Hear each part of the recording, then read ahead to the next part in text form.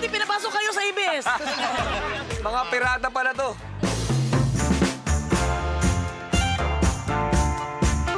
Kami ang Olay Yapanig Band from Quezon Province.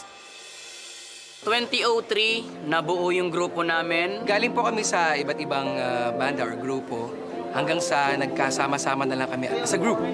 Nagkita-kita po kami sa Battle of the Bands.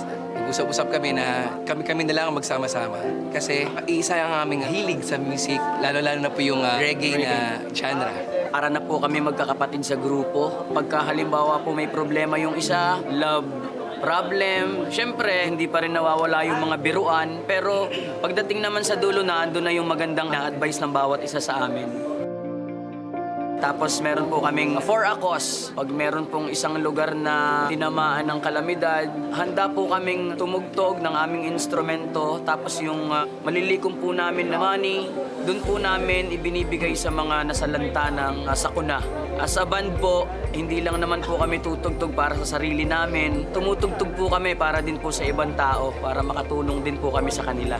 Ito kami sa PGT para may pakita namin kung ano yung kaya pa namin gawin as a band. Gagamitin namin yung talent na yon para ma-inspire namin yung mga gusto ring maging banda kagaya namin.